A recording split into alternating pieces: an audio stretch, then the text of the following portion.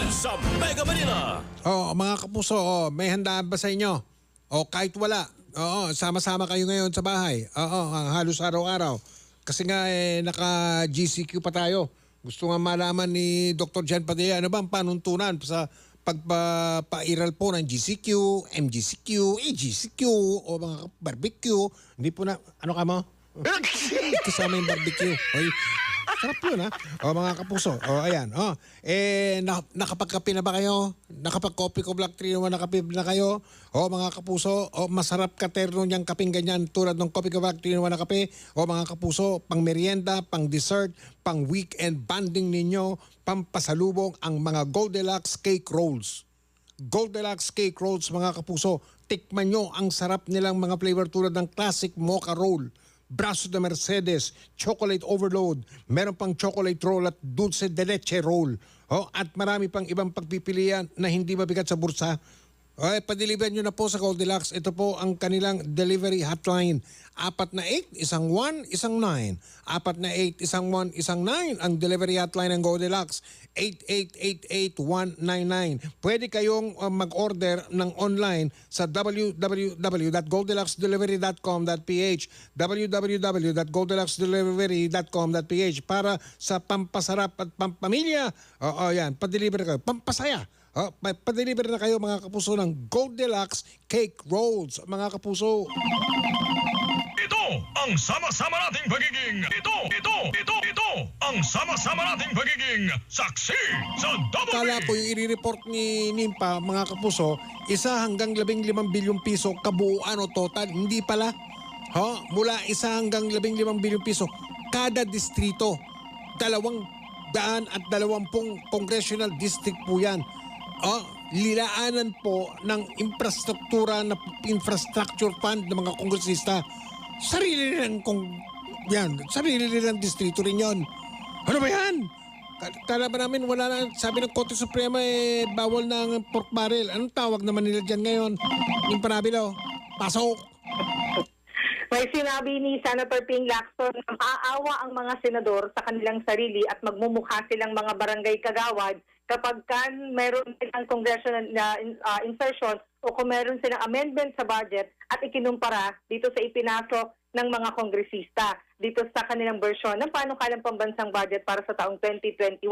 Sa pagtalakay sa panukalang budget ng DPWH para nga sa susunod na taon, kaninang madaling araw ito, ibinulgar ni Lacson na sa House-approved version ng budget, may 220 congressional district na hindi bababa sa 1 billion pesos ang infrastructure funds. Ang pinakamataas, 15.351 billion pesos. Sa iba pang congressional district. Mike, yung hindi parang sinusubuan nila sarili nila habang kumakaoy. Namumualan na.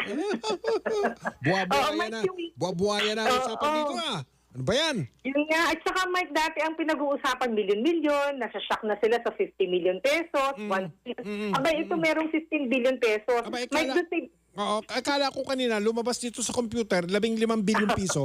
Kala ko yun ang kabuuan o total. Yung pala, kada isang distrito lang yun. Nako po! Nimparabilo! Naku Mike. Sa iba pang congressional district, yung labas dun sa top 220, talagang top 220, ang iba, ang pinakamababa, 620 million pesos.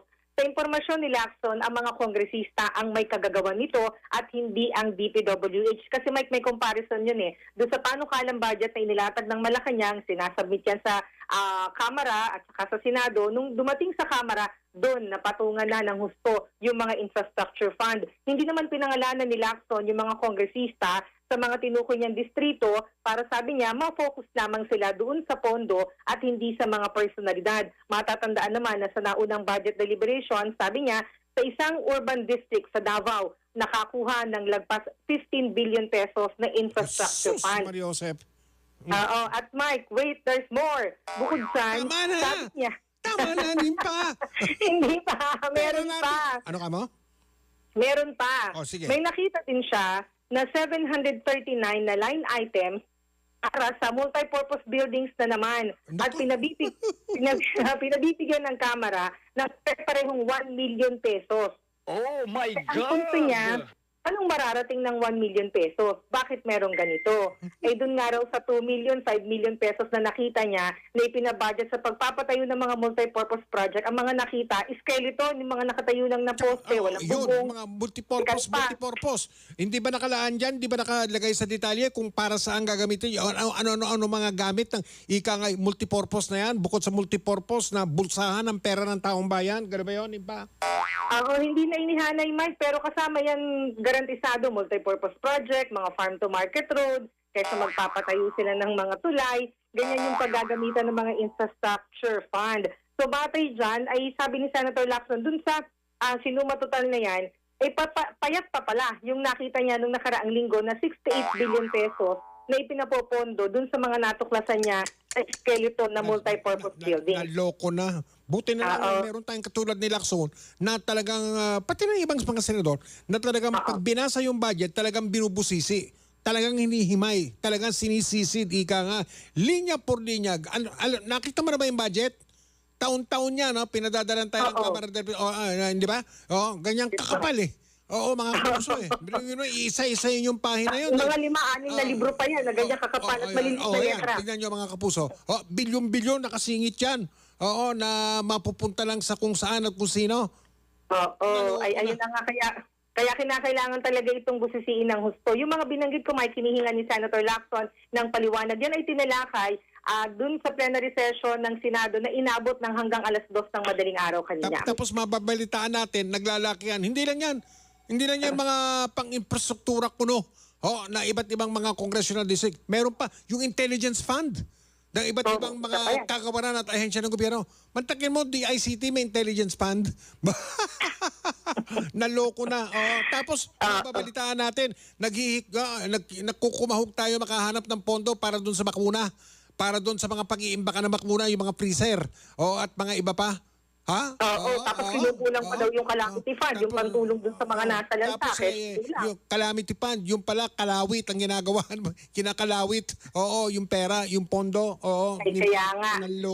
May pagkakataon pa naman daw na ito ay ituwid, magkaroon ng amendment sapagkat yung budget, dadaan pa yan sa period of amendments na tinatawag sa plenary ng Senado. And then aabot ito sa Bicameral Conference Committee kung saan tsak dyan ang yung pagtatawaran at saka bratuhan. Di ba sabi nila minsan tapos na sa Bicameral Conference Committee padala. May sinisigit pa yung mga kongresista. Laking katarantaduan talaga. Ang mga wala. Naabot pa sila sa Korte Suprema para maghabulan yan.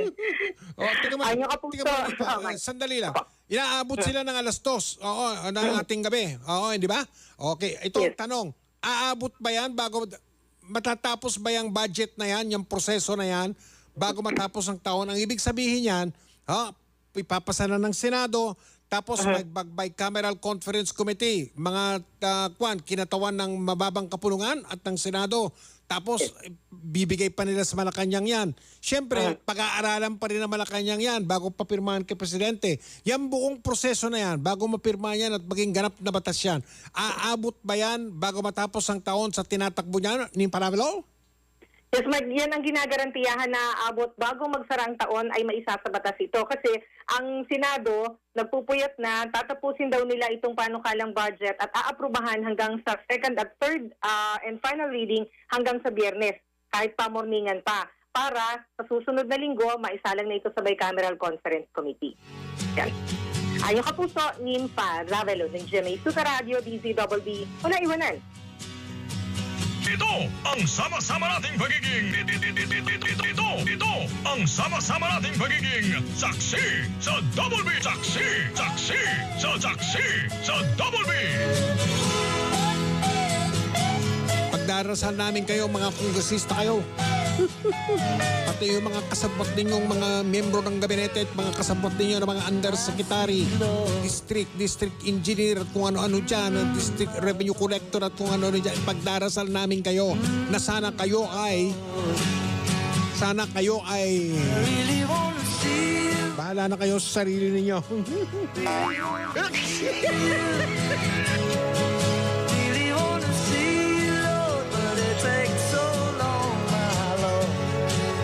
Tapos makakabalita tayo na kulang ng pondo para tulungan yung mga nasasalanta ng mga kalamidad. Kulat itong kadadaan ng bagyong Ulysses. Ito, mula kay Tuesday nyo, Department of Social Welfare and Development nagpalabas na mahigit 50 bilyon.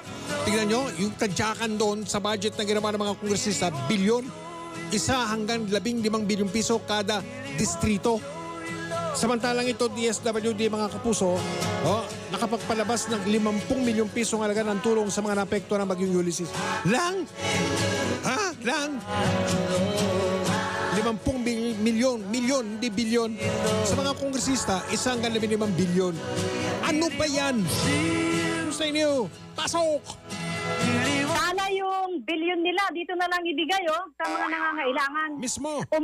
Umaabot na sa mahigit 52 milyong pisong halaga ng relief assistance ang naipagkaloob ng Department of Social Welfare and Development o DSWD sa mga naapektuhan ng bagyong Ulysses. Sinabi ni DSWD Secretary Rolando Bautista na naipamahagi ang mga tulong, partikular ang food at non-food items sa Regions 1, 2, 3, Calabar Zone, Mimaropa, Region 5, Cordillera Administrative Region at National Capital Region. Ayon kay Bautista, ang mga ibinigay nilang food and non-food items ay bilang augmentation support sa mga local government units na lubos na naapektuhan ng kalamidad. Ang mga ayuda naman natin, may mga ilang mga LGU o local government unit o mga lokal na pamahalaan ay umaaray at umiiyak na dahil ubos na raw ang pondo nila. Di ba? Wala Binigyan na, natin said yun na sa ating may. special coverage. Ano ka mo? Said na raw sila, Oo, wala eh. na silang madudukot pa. Yung mga mayor na nananawagan na, nakikiusap na, namamalimus na Tuesday. Oo. Kaya nga, Sige. mga congressman, yung mga constituent nyo, pamahagian nyo naman.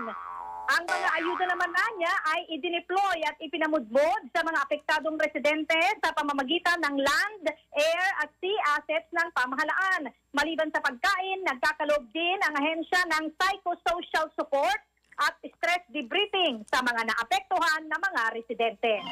Ang inyong kapuso, Tuesday sa Gunyo ng GMA Super Radio DZWB, walang iwanan. Ito ang sama-sama nating pagiging ito ang sama-sama nating pagiging saksi sa Double B. Katulad ba kayo namin dito sa Super Radio DZWB na ang paborito namin dito, Chooks to Go? Oo, birthday po ngayon ng isa na naman namin kasama. Kahapon si Camille Burgos. Ngayon naman po, ang may birthday, isang Enriquez. Si Rick Lawrence Enriquez. Nasaan si Rick? Wala. Pero dadating? Birthday niya ngayon. Dadating daw. May dadating daw pagkain. Malamang Chooks to Go din yan. Si Owes. Si Rick Lawrence Enriquez po ng Bulacan ay birthday niya po ngayon. Isa po sa mga kapuso natin dito sa Super Radio DZWB. Rick, Rick Lawrence Enriquez. Happy birthday, Rick. Yan. Paborito natin Chooks to Go. Yan, tama kayo pag yan ang pinili ninyo mga kapuso. Dahil ang Chooks to Go po ay galing sa kumpanyang Bounty Agro Ventures. Pinalaki po ang kanilang mga manok na walang gamit na antibiotics. Matindi po ang kampanya nila na antibiotics. Antibiotics. Katulad po sa Amerika at Europa, ang Bounty Agro Ventures ay nagpapatupad po ng responsableng paggamit ng antibiotic para mapigilan yung ikangay development ng antimicrobial resistance. Masama yung parating nag-iinom, tanongin niyo si Dr. Jan Padilla, yung parang inom kayo ng inom ng antibiotic, hindi pala maganda yon. Dahil dadating ang punto na yung katawan ninyo ay ikangay immune na sa antibiotic. Bilang mga Pilipino, taas noo tayo sa no antibiotics ever na production system ng Bounty Agro Ventures mga kapuso. Kaya dito na tayo sa healthy at napakasarap na lechon manok na Chooks to Go. Chooks to Go po yan. Laki sa alaga, hindi sa gamot. Alas 8:32. Ilan daw ni Pangulong Duterte ang hinihintay? Hindi natin tatantanan ang mga balita at mga komentaryo sa programa Saksi sa Double B. Mga kapuso, maging handa tayo sa mga posibleng pagbaha ngayong panahon ng bagyo. Oras na bumaha at may banta na mas titindi pa ang pagbaha, lumikas sa itinalagang evacuation center ng lokal na pamahalaan. Bitbitin ang emergency kit sa paglikas. Bago lumabas ng bahay, i-turn off ang main switch ng kuryente. Isara ang lahat ng bintana at ikandado ang mga pinto. Kung merong mababaw na baha na kailangang daanan, buhatin o hawakan ng mga bata habang lumilikas. Kung mataas na ang baha at rumaragas ang tubig, huwag agad-agad lumusong. Humingi o maghintay ng tulong mula sa rescuers ng barangay o lokal na pamahalaan. Tips sa paghahanda sa pagbaha, Hatid ng Double B sa News TV. Isang bayan, tayo'y aahon, walang maiiwan sa pagbangon. Isang lakas, isang pag-asa, patungo sa bagong umaga. Yan ang ating puso.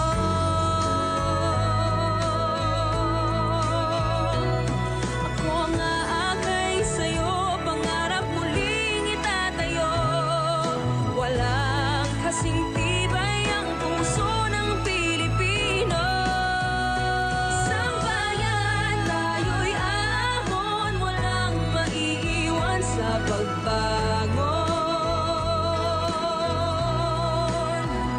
Isang lakas, isang pag-asa, patungo sa bagong umaga. Yan ang ating puso.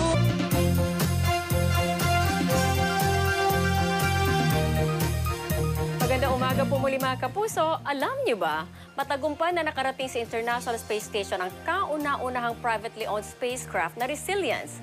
Sakay ang 4 na astronaut nag-take off ang Resilience mula sa Kennedy Space Center sa Florida. Ang Resilience po ay ginawa ng kumpanya ng bilyonaryong si Elon Musk sa ilalim ng Commercial Crew Program ng NASA. Samantala, kumain ng hilaw na isda sa gitna ng press con ang dating Fisheries Minister ng Sri Lanka. Ginawa niya ito para patunayan sa publiko na ligtas kainin ang mga isda. Bumaba kasi ang bentahan ng isda sa Sri Lanka noong dumami ang kaso ng COVID-19 sa isang fish market doon. At pampagod vibes naman mga kapuso, kinatuwaan po online ang kakaibang tema ng prenup photos na magkasintahan sa Cebu City. Inspired ito sa hit na TV series na Money Heist. Sinisimbolo na ng tema ng kanilang prenup ang pagiging partners in crime nila sa buhay. Ako po si Rowena Salvacion ng Super Radio DCWB. Radyo na, TV pa. Lalo na pag uminom kayo ng antibiotics na hindi po yan ay ginagabayan kayo ng doktor, baka dumating yung punto na hindi po immune, resistant. Ibig sabihin, yung katawan ninyo, mga kapuso, hindi na tinatanggap yung bisa ng antibiotic, resistant na. Yan. Kaya ingat tayo. Dapat iiwas din tayo, mga kapuso. Samantala, ito po ang balita ni Isa Bendaño Umali. Ang oras po natin, alas 8:40, radyo na, TV pa. Hanggang sa umagang ito, hindi bababa sa 10 kalsada sa lungsod ang sarado pa rin dahil sa epekto ng bagyong Ulysses. Naku po, Isa Bendaño Umali, pasok! Tama ka, Mike, sarado pa rin sa publiko ang nasa 11 road sections o mga kalsada sa iba't ibang lugar na nasalanta ng bagyong Ulysses ayon sa Department of Public Works and Highways o DPWH. Batay sa pinahuling update ng kagawaran kaninang alas 6 ng umaga, mula sa 11 road sections, 2 ay sa Cordillera Administrative Region o CAR, 3 sa Region 2, 5 sa Region 3 at 1 sa Region 4A. Sinabi ng DPWH na nagpapatuloy naman yung clearing operation sa mga naturang daanan na pansamantalang hindi magagamit dahil sa landslide, makapal na putik o kay pagbaha pa rin. Samantala, mayroon pang 6 na road sections na may limitadong access ayon sa DPWH. Isa rito ay sa Region 2, 3 sa Region 3 at tig-isa sa Region 5 at Region 8 dahil sa road slip, makapal na putik, baha at iba pang mga rason. Sinabi ng DPWH ng iba pang national road at mga tulay na nauna nang naapektuhan ng bagyong Ulysses ay nadadaanan na ng anumang uri ng mga sasakyan. Sa pagtaya naman ng kagawaran, aabot na sa 9 bilyong piso yung inisyal na halaga ng mga pinsalang idinulot ng bagyong Ulysses sa mga infrastruktura, kasama na rito yung mga kalsada, mga tulay, flood control, mga gusali at iba pa. Ang inyong kapuso, Isa Bendaño Umali ng GMA Super Radio DZWB, walang iwanan. Ito ang sama-sama nating pagiging saksi sa Double B. I need somebody help, not just anybody help. You know I need someone help. Saksi sa Double B. I was young with so much Help! Tulong! Saklolo! Ito, magandang nangyayari mga kapuso. Kanina binalita po ni Manny Vargas, may ilang mga pamalaan lungsod, lalo na sa bandang katimugang bahagi ng Metro Manila. Ano yung Makati ba, tsaka Muntinlupa? Tumutulong doon sa Marikina mga kapuso. Ngayon, pati mga tauhan ng Department of Education. Ayos ah! Oras po natin, alas 8:41. Alas 8:43 na po pala. 17 minuto bago mag alas 9 ng umaga. Radyo na, TV pa, courtesy na, disiplina pa. mga tauhan ng DepEd na nagbabayanihan ngayon sa paglilinis dyan sa Industrial Valley Elementary School sa Marikina. Mark Macalalad, pasok! Kung bayanihan ng pag-uusapan, hindi magpapahuli ang mga tauhan ng Department of Education. Mike, nandito tayo ngayon sa Industrial Valley Elementary School sa Barangay IVC, Marikina. Nagpapatuloy yung kanilang ginagawang paglilinis dito sa paaralan dahil ito ay isa sa mga paaralan na labis na napinsala at nabaha nung nanalasa itong bagyong Ulysses. Dito, Mike, magkakasama yung mga teaching at non-teaching personnel, kasama na rin yung iba pang mga volunteer. Mahigit 100 sila nandito ngayon at ang iba sa kanila galing pa ng school division sa ibang area dito sa National Capital Region. Sumama tayo sa paglilinis nila, yung mga pader na balot sa putik at iba pang kagamitan gaya ng silya at lamesa, kinuskos nila. Nilinisan din nila yung sahig at nagtanggal ng mga basura. Pagaman mahirap kumilos dahil sa dulas ng putik, hindi nila ito alintana. Paghapon yung kanilang gagawing operasyon at muling babalik bukas para muling maglinis. May dala rin silang mga sabon nang sa gayon pagkatapos malinis ay matiyak na yung amoy naman na dulot ng makapal na putik dito, yun ay mawawala dahil itong inaasahan nilang paglilinis ay aabutin pa ng matagal-tagal. Mike, pakinggan natin yung tinig ng aking nakapanayam. Ang nangyayari po ngayon ay Brigada Eskwela Marikina. Ito po ay inisyatibo ng ating pong Regional Director, Director Malcolm Garma, upang ang lahat po ng mga division sa buong NCR ay magtungo sa Marikina upang tulungan po ang Marikina sa recovery pagkatapos po ng bagyong Ulysses. So lahat po ng division ngayon ay nandirito sa Marikina upang tulungan ang tatlong paaralan na talaga pong sobra po ang naging pinsala bunga ng bagyo. And Mike, makikita nyo ngayon, live na kuha ito sa radyo na TV pa. Naglilinis pa rin sila, Mike. Ang daming putik dito. Yung kanilang winawalis at kinukustos. Ito, dami ng sako nito. 3 sako na agad dito ng putik, Mike. Galing yan doon sa mga kwarto dito sa paaralan. Dito naman sa aking kaliwa, yung mga silya, kinukuskus nila, nililinisan. May dumating na rin ng mga tauhan wala sa Bureau of Fire Protection. Katuwang nila yung mga bombero na nagsasagawa ng flushing operations at binobombahan ngayon itong mga silya para ito ay malinis na. Marami-rami pa ito, Mike. At inaasahan nga rin nila na madaming sako. Mark, ulitin natin para malinaw. At para naman mapulutan ng magandang halimbawa yung mga yan. Yan ay mga tiga-Department of Education na hindi lahat tiga dyan sa Marikina. Pagpunta dyan para makipagbayanihan, linisin yung Industrial Valley Elementary School. Tama ba yan, Mark? Mike, tama ka dyan. Kanina naabutan natin, galing Valenzuela, Pasig, Maynila. Wow! At meron pa dito, Las Piñas, Mike. Wow, tingnan mo kung malinis sila, Parang akala mo, tiga dyan sila, parang akala mo, lugar nila yan, Ayan, Mike. Napakita natin, talagang puspusan yung paglilinis nila. Ang kapal ng putik dito, pero yan nga ay hindi nila alintana. Mula dito sa Marikina, ang inyong kapuso, Mark Macalalad ng GMA Super Radio. DCWB, walang iwanan. Ito ang sama-sama natin. Ito ang sama-sama nating pagiging saksi sa Double Yung pong tinatawag na Chief Implementer laban sa COVID-19 na si Secretary Carlito Galvez ay irerekomenda daw na ibalik sa General Community Quarantine o GCQ ang lungsod ng Davao dahil patuloy pong dumadami ang kaso ng COVID-19 dun po sa lungsod ng Davao. Naku, madalas yan sa Presidente, tiga rin yun Siguro Mr. President, medyo ingat po kayo. Tapos kung minsan pinatatawag niya pa yung mga member ng gabinete magpunta ron sa Davao. Mula sa Super Radio Davao Live, si Rodel Natad. Rodel, mayo buntag. Mike, may buntag, i-rekomenda ni COVID-19 Chief Implementer Carlito Galvez Jr. na muling ibalik sa General Community Quarantine o MGCQ ang Davao City dahil ito sa patuloy na pagtaas ng kaso ng COVID-19. Sa isinagawang interagency meeting kahapon sa Camp Tintin Merecido dito sa Davao City, sinabi ni COVID-19 Chief Implementer Galvez na i-rekomenda niya kay Davao City Mayor Inday Sara Duterte Carpio na mula sa MGCQ muling ibalik sa GCQ ang community quarantine status ng lungsod upang masugpo ang pagdami ng bilang ng mga nahawaan ng virus. Sa datos ng DOH Davao Region as of November 18, 2020, aabot na sa 5,412 ang naitalang kaso sa COVID-19 sa buong Davao City. 1,828 nito ay mga aktibong kaso habang aabot na sa 237 ang namatay. Sa loob lamang ng 3 linggo, 6 na beses na rin nag-rank 1 ang Davao City sa buong Pilipinas na may naitalang pinakamaraming kaso ng COVID-19. Hapon lang din, Mike, sinimula ng isinilalim sa restricted local government unit ang Davao City na kung saan pinapayagan lamang na makapasok dito sa lungsod ang mga taong may mahalagang pakay. Live mula sa Super Radio Davao, ako yung kapuso, Edel Natad. Nagulat para sa GMA Super Radio, DZWB, walang iwanan. Daghang salamat, Rodel Natad ng Super Radio Davao. At tabayanan natin po kung ano ang mangyayari dyan sa balak po o gagawing pagrekomenda ni COVID Chief Implementer Carlito Galvez na ibalik sa General Community Quarantine o GCQ ang lungsod ng Davao kasi patuloy ang pagdami po ng kaso ng COVID-19 doon. Ang sama-sama nating pagiging saksi sa Tungkol po sa pag-inom ng mga antibiotics, sabi naman po ni Dr. Yolo, gandang umaga po, Doc.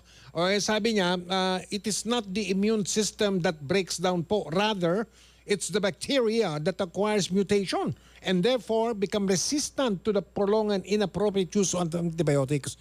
Kaya Arnold, wag tayong antibiotics, hindi basta-basta. Dapat may gabay ng doktor, ha? Okay? Naman. Ha?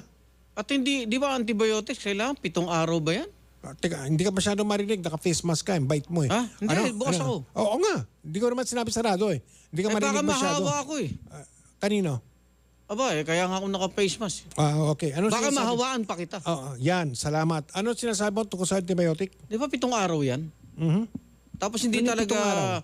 Hindi talaga ginagamit yan pag hindi... 7 araw iinom. Sunod-sunod kasi pag naputol, bali wala epekto nun. Doktor tsaka ang sabi nila, nung araw, alam ba, sabi ng doktor, inumin mo to ng 7 araw. Pag linaktawan mo yung 1 araw, babalik ka nun sa umpisa ulit. Wala na yan. Ewan ko ganun talaga. Pero kailangan talaga ng payo ng doktor dyan. May pandemya pa, baka makalimutan tayo. Mga kapuso. Hindi, nag-aalala ako, Miguel, doon sa nakikita ko ngayon mga kuha natin sa putikan, nasusugatan na yung mga rescuer, mga kababayan natin.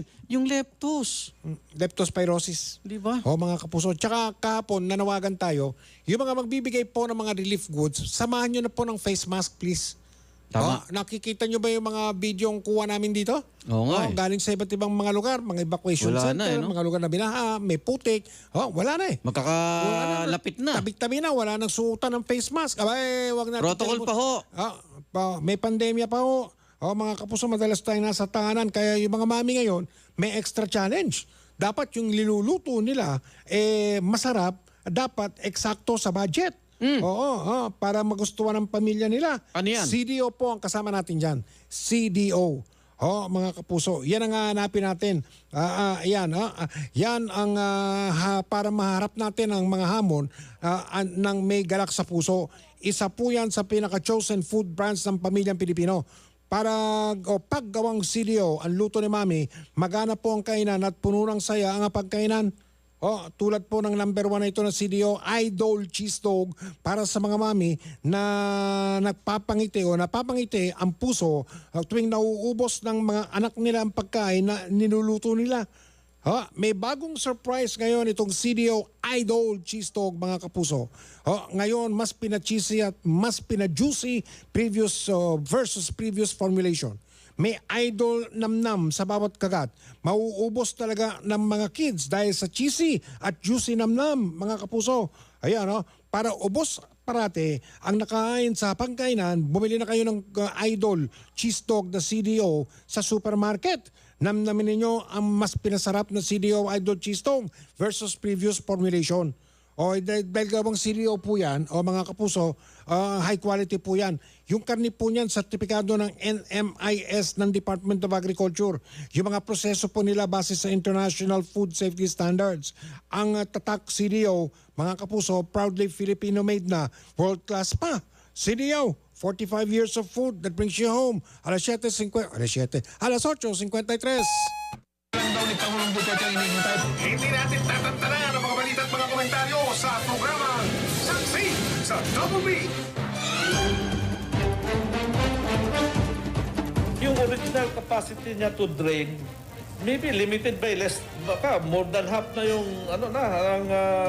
ang limit ang capacity niya. Assuming na same volume of water na dadaan at meron na siyang material.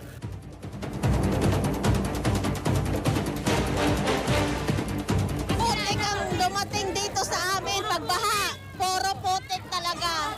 Anong may kasalanan? Yung quarry.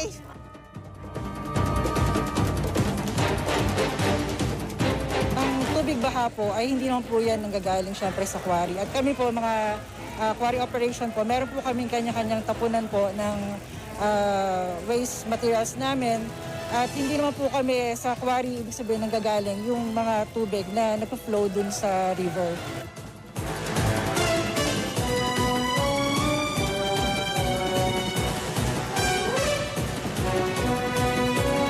Sa magkabilang panig, pero dapat manaig kung ano yung kailangan ng tao at ano ang dapat gawin para mapangalagaan natin yung kaligtasan ng ating mga taga Marikina.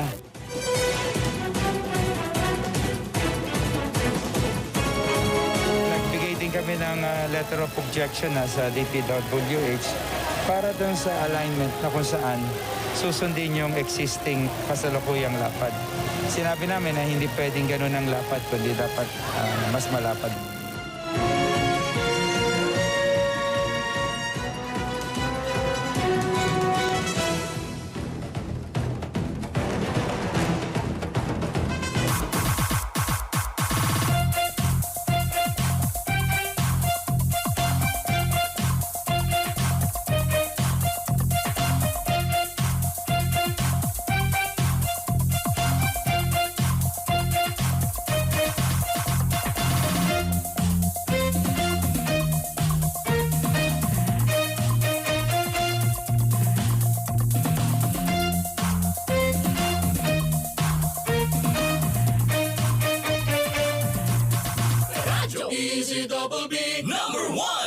Sabi po, ito, yung mga nakakakilala po kay Mang Anacleto Bong Medrano.